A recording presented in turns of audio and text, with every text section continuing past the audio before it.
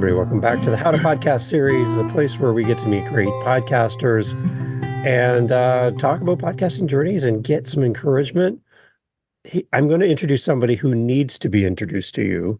Somebody who apparently celebrates birthdays every year, which is like so overrated. He's been on television, apparently. It's kind of a big deal. He has a lot of baggage in his life, which is really it's sad, but he takes baggage to other places and travels, right? It does all this. We're going to cruise through a great conversation together and skip all of these places where you get hung up as a traveler in podcasting, and you're going to love everything that Jim's here to talk about. Jim, welcome to the How to Podcast series. How was that? Was that okay? Thank you, Dave. That was probably the best introduction I've ever had, with every potential travel pun you could come up with. There's probably a few more there. I heard you had a birthday recently. Happy birthday to you. Thank you. Congratulations. I'm 59, believe it or not. Oh, come on. You're not. You're not. I am. Really? Wow. Yes. I never thought I'd make it this far. I never thought I look now and I say, gosh, I know everything my parents were like at this age. I heard you talk about it with Chuck, and you're like, I'm the last of the 50s. In my age, and I'm like, I'm 56, so I'm a little bit behind you, but yeah, that's a moment, right? Where you're like, wait a minute, the next birthday is a big one. Yeah, it's interesting. So very few milestone birthdays have mattered. What was interesting is my 25th mattered and my 45th mattered. Okay, I don't know why those two. Yeah. So, and I'm not assuming 60 is going to be a big deal. Although everyone around me is like, oh my God, you're turning 60. We must have an amazing event. I'm like, no. There you go. Excellent. We met up through podcasting, which I love. That podcasting brings people together. You showed up at our meetup, and you are such a great joy to have on our meetups. Jim, I love when you're there. You give great value. I see you clapping even with your mic muted, you're clapping people on, you're cheering people on. And that's the beauty of meeting and doing podcasting community. It's why we have the meetup group, and to have you there is just outstanding. As you listen to this, if you want to meet this character, he's great. You got to come to our meetup. You'll love interacting with him. He just gives. And that's what I love about how you show up in this world, Jim. I'm doing this on purpose so people can emulate what we're going to do right now in the moment. But how did you find the How to Podcast series? How did you find the meetup? Because everyone's listening. I want you to do this with your people that come into your circle, and make sure you ask this. And the reason I'm asking for you listening is whatever Jim's answer is, I want to do more of that. So that's kind of a pause to you as you listen to this. Back to Jim. Jim, how did you find my show, and how did you find our meetup group? Like many things in my life, Dave, I stumbled across it, right? I was walking down a path and there it was. We were hitting our 4th or 5th episode, feeling very confident. And I started doing some searching. I thought, now that I'm doing this podcast thing, let's go see what's out there. Like, what do people recommend? There's got to be a community of people that do this, right? And I did a search, and a number of different channels came up. And I listened to yours, and I think the first thing I got into is your entrepreneurial spirit series. And that was the one that was like, I needed to hear that, because that's this whole business I've started. Everything I'm doing is in the vein of being an entrepreneur, taking risk, putting yourself out there. And so I listened to it, and everything I heard was resonating. I was like, this guy is cut from the same cloth. I believe everything he's talking about. This is what I'm doing. So then I listened through 2 episodes and said, we have this meetup. And of course I thought I don't know, maybe I don't really want to meet these people. I want to hear them. Okay. And I thought, well, no, you got to change that mood, right? That's got to change that function for me. That's not always the way it should be. So I'm going to join this. And I got on your first meetup. There were all these happy faces, and I started to listen to the interesting stories. And part of it was to see, where am I in my journey compared to others in their journey? What have I done right or wrong? What can I share? What can I tell them about what I'm doing? And I immediately found it a very welcoming community. The people that are there are so friendly. They encourage you. They, whether you're day 1 or day 2000, they're not looking at you any differently, right? Everybody's we're all in there for a reason. And it's been fun. I look forward to those Tuesdays as much as I look forward to our studio time when Chuck and I record. It's sort of like one of those oh gosh, it's time for that call. And I want to hear what we're going to talk about, because people bring such great, unique experiences to things. And I am a firm believer that if you talk to others and listen to others, you learn and you become a better person because you pick up the things you like about what you're hearing. Okay. When you did that first search for podcasting, what platform were you searching on when you were looking for YouTube. something? YouTube. Oh, really? Yeah. Okay. I mean, so a lot of my podcasting journey has been watching podcasts. Interesting. And I've not been when I think of podcasting versus, say, I would call this vlogging in some ways, right? Yeah. Podcasting to me was music still. It wasn't talk, right? I didn't really get into the talking podcast. Yeah. So, I used to use all the podcast tools to go and find my favorite DJs or, mixes of music that didn't exist in a record store, right? Yeah. And so YouTube is where I went. And this was part of my big, how am I going to get there challenge? I wasn't sure I wanted to be on video. Right. I don't like to see myself on video. I don't like to hear myself on video.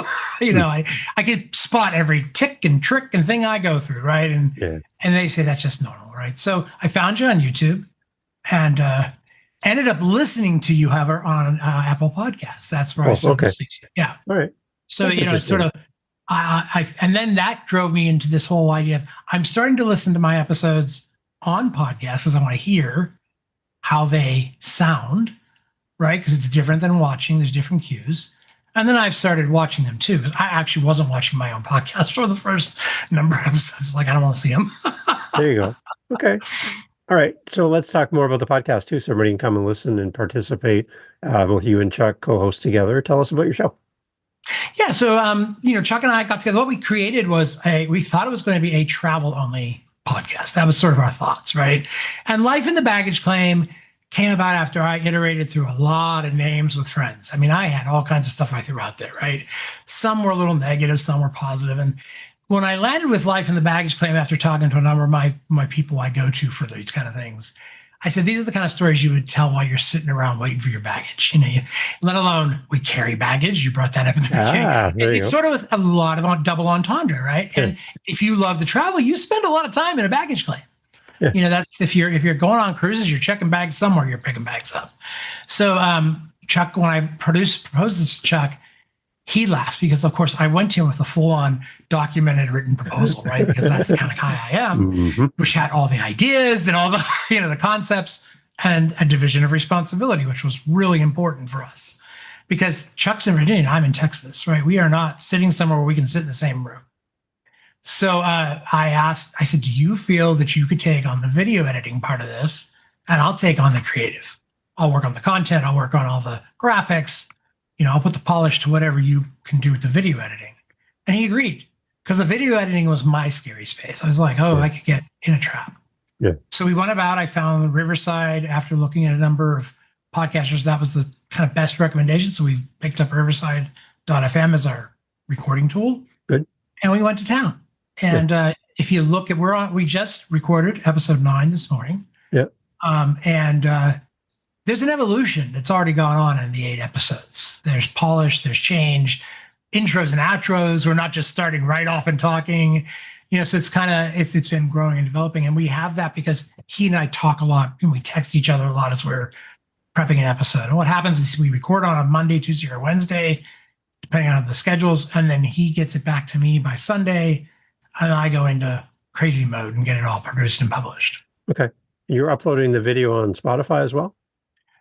We upload to YouTube and Spotify, and then Spotify, we federate to everything else, right? Yeah, okay. And if you know, that term is a very IT term. I'm an IT guy, right? So federating means you put something somewhere and everybody else feeds off of it, right? So how was your so far from your Spotify users, the interaction between audio, video? Are you seeing a preference from your users yet? More of audio on Spotify because I still think people go to Spotify thinking audio. It's just history, right? If you're an old folk, that's what you think.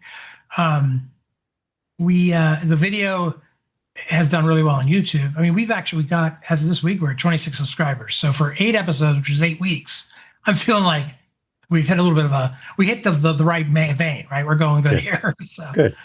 Excellent. Well, that's encouraging for a new podcast. A lot of podcasters struggle to get to the first 10. So you're just there. You're almost there. That's amazing. So we're 26. I mean, and 10th episode is next week. I know. We have episodes scheduled through the end of the year. Like we have everything planned. Well, there you go. That's and what's really awesome is that we're interchanging and adding things too. So there's a drive that you would see when you meet Chuck at one of these meetups, which he's going to come to soon. Nice. You'll see we are similar but different. As I call, we're equal but separate. We have a lot of commonalities, which we discover every time we podcast how much more alike we are than we thought. So Right. Okay. All right. So you've divided up the task between you and Chuck.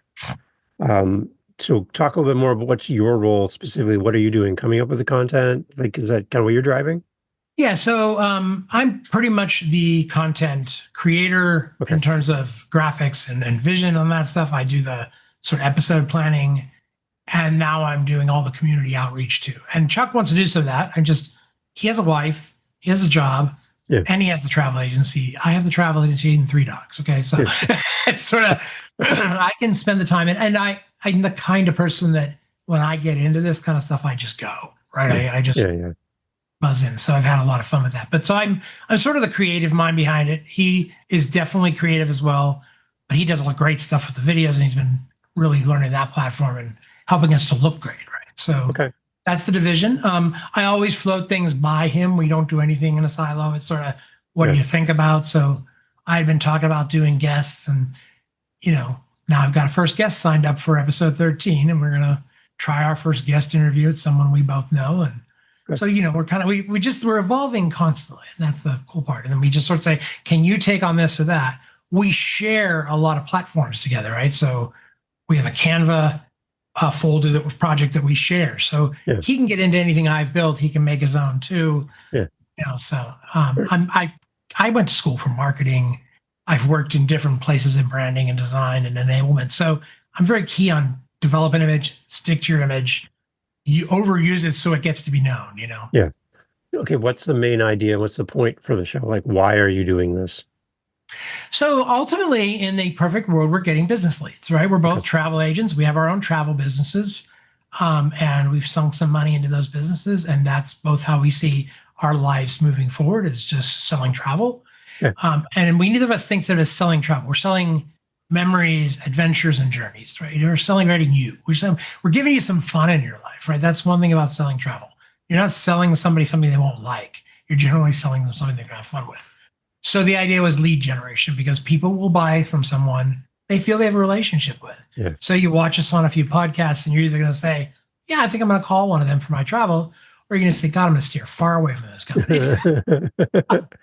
Has travel rebounded from the big global event that we've had back in 2000? Are we back to where we were, or is it different? What's going on? So all the stats, everything out there, was a very clear answer. Yes, travel is back and bigger and better and badder than it was before. Okay.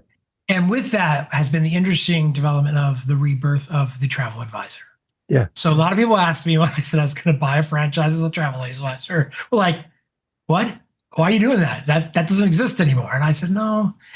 Travel advisors now can navigate a lot of challenging situations that you as an individual may not even know you have to go through to get travel done. Right? So I'm going to be more on top of those things. So travel advisors are back, and they're helping you plan those bigger and better vacations. Travel is up. Sadly, though, since the last administration has changed in the United States, travel has slipped because people are cautious about spending, right? So, and this is my opinion. This is no expert opinion. Disclaimer, please don't book or plan your travel based on the thinking of Jim Hauck, right? But no, it's definitely slowed down. And then I have expressed to my business coach that part of that is, depending on what your demographic, who you sell to is, you've either got people who are really going to blow out the doors and do big trips, or they're not. They won't. The cheap trips are sort of falling aside because they can do those again some other time. Okay. So it is starting to pick up again, but business was slow for about the first year for me. Okay. So, all right. And the podcast will help because you guys are getting out in front of people. They know who you are. Yeah. You found me. People will find you. Right. That's kind of how this works. Right. So we know it works because we're having a conversation right now. So now it's just getting that audience to fall in love with you and Chuck and what you guys do on your show and bringing great value to people. And I know you put it in there. There's little pepperings of, we can help you with this. We know how to help you with that. You put it in there. It's not super salesy, but you're giving value, right? And that was a key thing for us. When we talked about podcasts, it was like, we are not overdriving the sales. That it's meant to be a subtle we want to talk about the fun of traveling. We want to talk about the fun stories that happen when you travel, who you meet, what you see, what you do. And that'll encourage you to want to travel. And then we'll be there when you're ready. Right. Mhm. So I would hate us to do a sales pitchy thing. I've got ways to do that. I can do it separately. I want the podcast to see there's these two guys, there's this strange, interesting dynamic. They have fun. I kind of like them. I might want to talk to them about business. Right. Okay. All right. What's something 9 episodes in that you two are still kind of wrestling with your podcast? I talk too much. I am both Chuck and I have very big personalities. Yeah. And when he gets going, he'll take it, but he does. I feel like he bows down to me too many times. A few times I've said, dude, I talk too much in that episode. You need to shut me down and do it and move on. It's okay. But I just tend to dominate a conversation. It's a bad habit. And I'm a Leo. It just works that way. So, but he does have a lot to say, and I'm getting better at engaging and, pushing it to him. So that's something that the dynamic is awesome. I think sharing the time is I need to give him more time. It takes time to build chemistry, right? With somebody to know when somebody's done. I know you're wrapping up. I'm coming to come in here. Do you have any tools to signal each other virtually that, hey, I want to go? No, we just do it literally. We sort of just so what do you think, Chuck? Because we don't script our episodes, there's no reason. When we were recording today, we're doing planning a cruise podcast, right? So it's like from budgeting to getting on, right? Yeah. And I had written out 10 points I wanted to cover. And he would bounce around. I'm like, well, I was going to cover that. It's sort of joking. And that's part of our podcast, right? To have that little bit of silliness to it. Like, hey, I was going to get to that later, but okay, here we are, Yeah. So we have good ways of just like, what do you think? Or, sort of just kicking the ball back over the other side. Yeah. It takes time to not trip over each other. As a listener, you're kind of, because if you're listening, you don't have a visual, you're trying to make sense of what's happening. When people start talking on top of each other and piling on, and you're like really lost, right? And then we're getting editing. Good about that's the thing I'm very worried about. I don't want coming from a corporate world and working through the pandemic remotely. You really had to learn to sit on a call and give a moment to everybody, right? So I'm good at watching the other persons, right? Yeah. That's reading the room, even if you're not in the room, right? So that's and helpful. we actually switch who hosts what episodes, right? So we go to in our content plan is like, this is your episode, this is my episode, right? Okay. So it's like who leads the conversation. Okay, that's good. That's kind of nice. Then it's for the audience. There's some variety too, right? Yes, you're both switching chairs. Then episode. I like that. Cool. All right, it works for us. What about growing your audience? Kind of what's your plan? How are you going to approach building out this community around your show? So it's finding tools. This is where your podcasts have been really valuable. I love when you talk about how you do it all for budget, no cost kind of thing. Yeah. It's finding the places where we can do that community build. And, so that's still new for us. Again, we're 9 episodes in. So that means we're 9 weeks old, right? That's sort of the reality. We're not any more than that. So we're just starting to figure out how to stand up. And we want to build community. And so far it's been connections and friends. I sit on some other things. I'm a commissioner here in Dallas on the Citizen Homelessness Commission. So I have a seat on a board there. And so I've encouraged my fellow commissioners to watch. And so, it's a very organic growth of networking and meeting people. And we push it through our sales when we're doing sales. So I think it'll be a slow and steady grow. That's why I'm happy we're at 26 followers and only 8 episodes, right? It sort of says we're doing something. And if we keep that momentum up, it's good, Yeah, it builds. I also know there's that magic number, right, in the what do they call the algorithm, that when you hit a certain number, it flips a switch that turns on more volume, right? And starts to push you a little harder on their side too. Yeah. I think the one metric that people don't like to talk about or forget to talk about is people listening through the entirety of your episode. Yes. Right. And I watch that because you talk about it. It's because that's a signal to the app, right? If we send people to Jim and Chuck's show and everybody that goes there leaves in 10 seconds, that means they're leaving our app or doing something else. But if I send everybody to Jim and Chuck's show and they stay for 30, 45 minutes, the entirety of the episode, nobody leaves, then they're like, wait a minute, then maybe we should be promoting these people. I just think it's a great signal to the apps that when people come to your show, they stay. And that makes them kind of want to promote you more than shows that don't get a good result, right? Yeah. For some reason, people are leaving. We don't know what it is, but they're not sticking around. So whether that's on Spotify, Apple, YouTube, whatever, when people come to your show and stay, that's a good signal. So what are you guys doing to kind of encourage people to stay throughout the podcast? Have you put any thought to how you end the show compared to how you start the show? So, I mean, first off, you do a really cool thing, which is sort of like you do the whole acknowledgement. Did you stay? Like, okay, now it's just us, which I think is adorable. I think it's a great.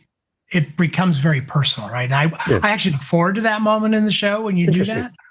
I think it's a great way to do that. We try to keep the conversation going till the very end. Like we keep it interesting and energized, so you're not want to drop out. And we do talk about a little bit of forecasting through the show of like, hey, we're going to cover this next, and so somebody listening might decide to leave if they don't want to hear anymore. But we're encouraging by saying, hey, this is what's left to cover still. We try to do that. Yeah. It's still, that's a learning experience. Looking at the stats, we get a lot of new users. We get a lot of repeat customers. We reached a decent number of hours of watching time. I'm obviously going to want to see that grow. That's, as the numbers guy, I want to look at those. And, we haven't figured that all out yet because I feel like we're tuning a lot of the product still. So if people leave, I think sometimes we're just saying, go look at it, tell us what you think. So that's some of our ins and outs, right? Yeah. But yeah, I ultimately want to figure out, we don't want to do episodes that are over 30 minutes. That's been a big discussion, but today we probably hit an hour. Oh, wow. And so we've been talking about, like, do we split that episode or do we put it up as one? What happens when you have this hour long versus a 20-minute long? Like trying to make sure our clients, customers, our viewers don't feel like we just, overwhelm them with a long episode, right? Yeah. And not necessarily breaking content in half, because I don't always feel like that's good. If you start in the beginning knowing you're doing that, I feel that's okay. But if you just suddenly break up an episode, it feels like you're looking for extra hits, So, yeah. Are you going to break into little segments though, the little shorts and stuff? Well, I do a promo trailer. That's the first thing we've been doing, right? So I do go in, and it's really nice because Riverside does a lot of this through AI for you, right? So then I can edit it down. So we've done that. I did at a few times make some shorts. It's a lot of work, right? And Chuck doesn't necessarily have the time for that, I don't think. And so being a bit of a perfectionist, creating shorts is hard. Yeah. Editing is, I'm learning the editing process, as I mentioned earlier, right? Editing's not my forte. Yeah. I'm learning it because I know I need to know it. And over time, I'm getting more comfortable with it. So it will eventually probably be able to put more shorts out. I think we're going to hit, when we hit 10 episodes, I'll probably do some kind of like, here's what we've talked about, highlights, sort of like how our laugh track developed after the 5th episode, right? So, I think those things will come in time. Okay. Yeah. I found that a few of mine, like because I have 9 shows, I don't have time to do this for every show. But when I do a video clip, I'm able to repurpose it on other places, TikTok, Instagram. So it's like I'm getting more mileage out of more mileage out of my videos by having them on different places. But there's been a few that have got, pretty good substantial viewership, and it all bakes into your numbers on YouTube, which is nice. Spotify has the ability to do like a little clip promo for the episode. So you could also have it there as well. Yep. So there's a lot of places that will. Yeah, I'm finding that I have looked at those stats, interestingly enough, because we have a shorts playlist, because I've played with some short stuff, right? And I've made some other types of shorts, like travel news and stuff. It's amazing how many hits that playlist gets.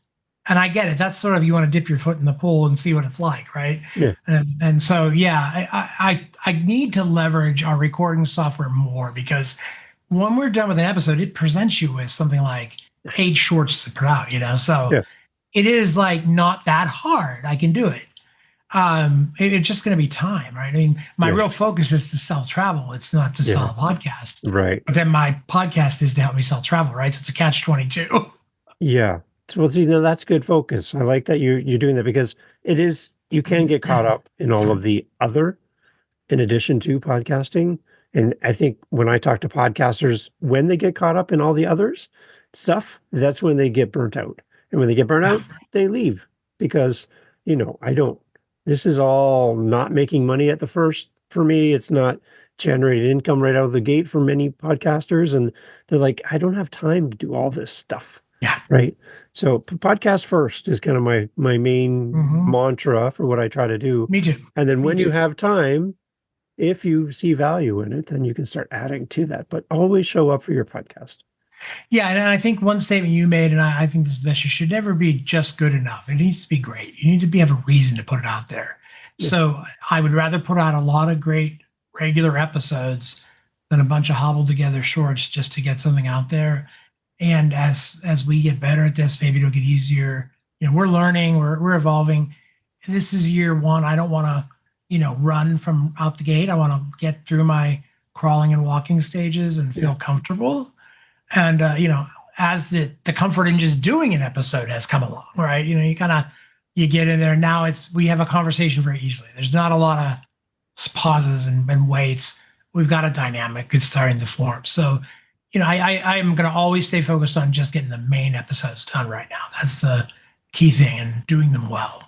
Okay. I haven't had a lot of co-hosted podcasts on as a guest here on the show. So what is your commitment to each other? Have you determined like we're going to do this for this period of time, sit down and review where we're at, commit to each other to continue?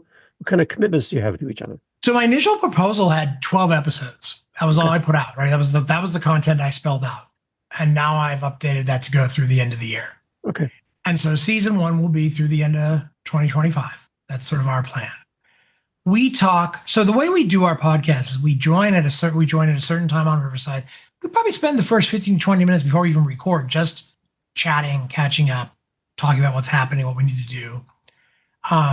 We're both focused on the success of this to a level of there's no end date, right? We've chosen to do this. This keeps going until someone says, "Uncle," Yeah. And so I don't think it'll stop. I think we do see the long-term benefit being driving leads and opportunities for us. And I think you'll see as time comes along and sort of our episodes grow that we're trying to get more and more onto what's current, what's going on travel, trying not to make episodes that have a very one-time use. Like not something about, hey, there's a big sale on Virgin right now, you should buy. Yeah. And then in 6 months when someone listens to that, well, that promotion is long gone, right? Yeah. So we will occasionally kick those things out there, but we're trying not to do that. So there's timelessness to the episode, so to speak. So for instance, our How to Plan for a Cruise was done with the idea of we could rerun that next year easily, right? Yeah. Maybe even edit it up and add some fresh talk in there if we needed, but we want to try and make some of these reusable so that in the end, if one of us needs a week off, we have somebody to put back in the hole, right? Yeah.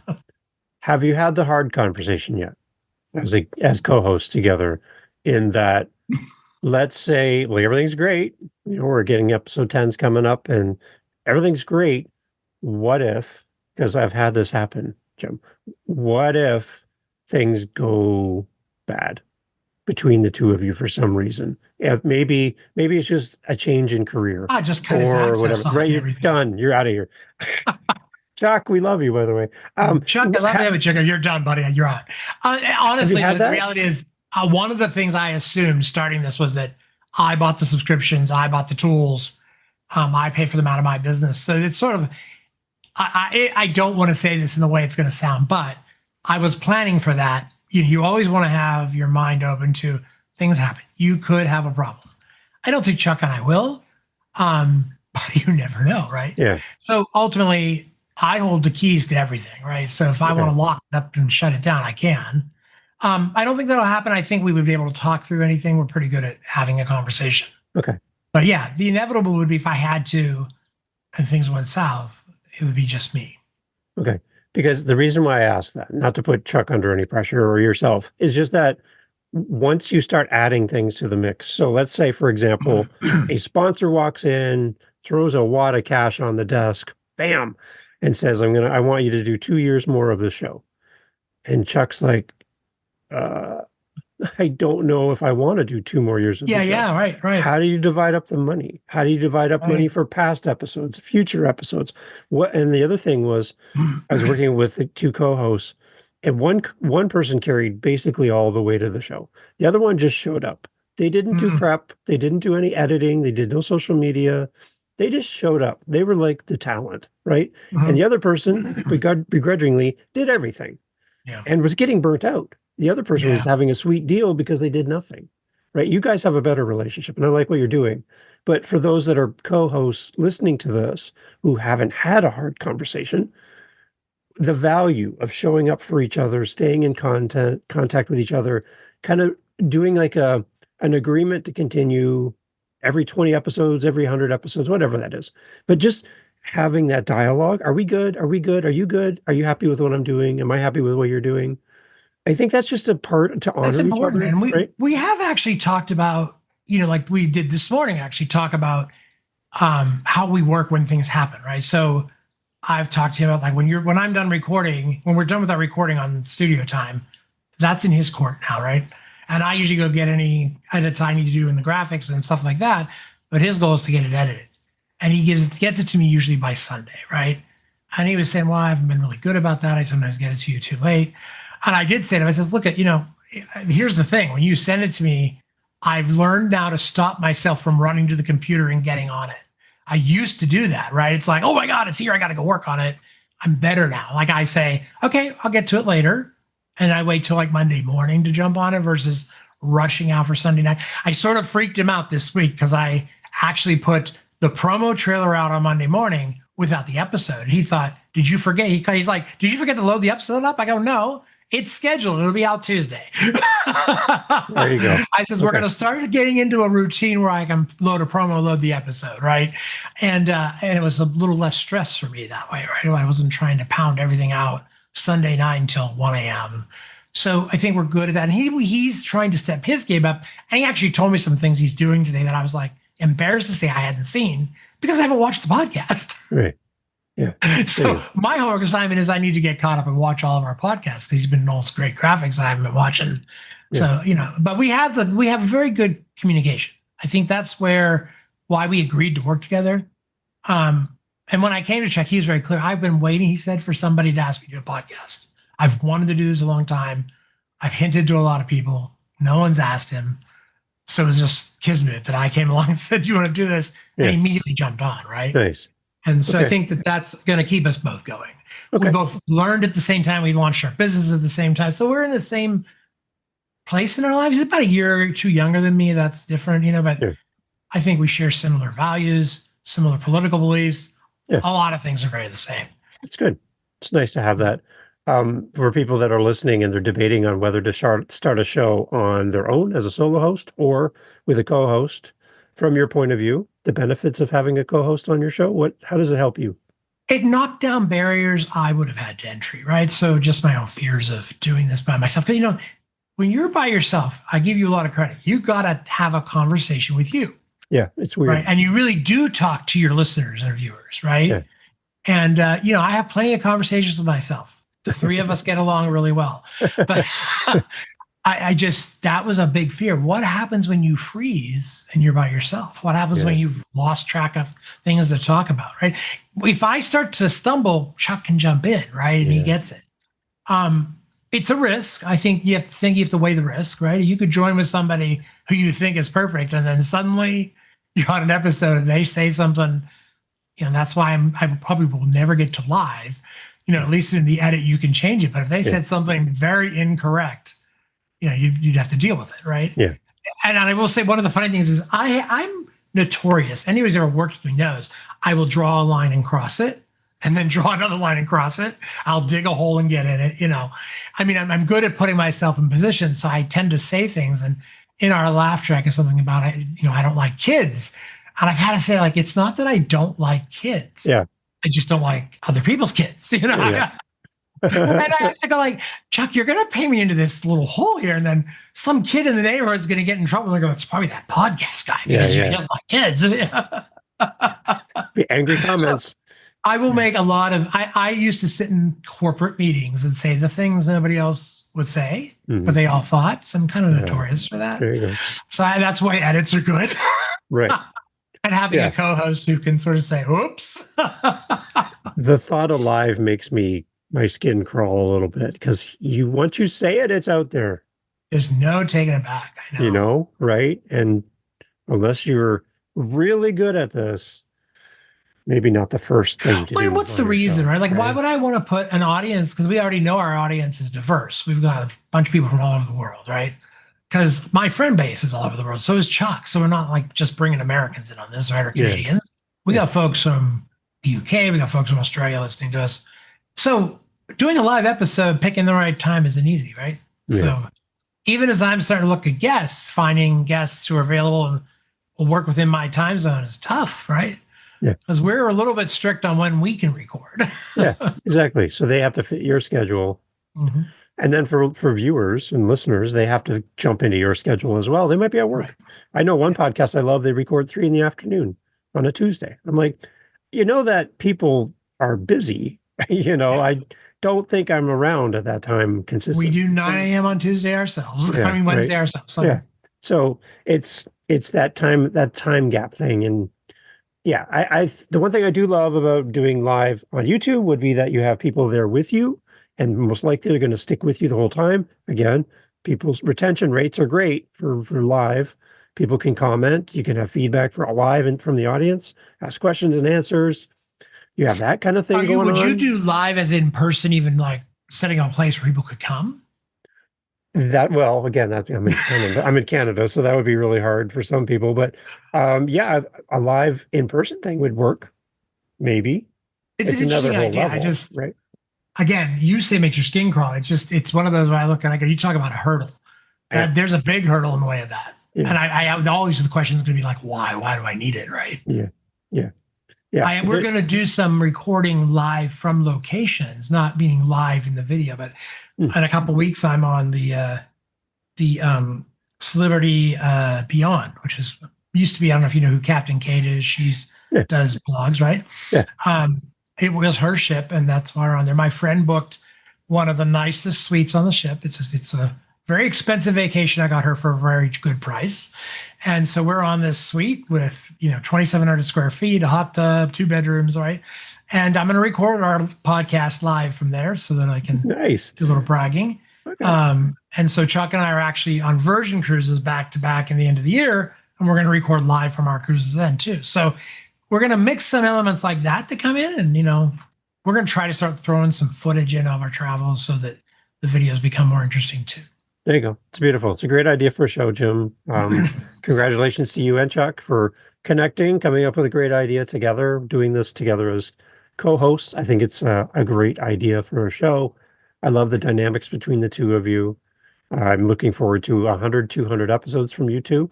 You got a lot of work to do, and I'm enjoying it. I'm enjoying it as a listener and a viewer as well. So, well, thanks, Dave. And you've been a huge inspiration to me, and sideways to also Chuck.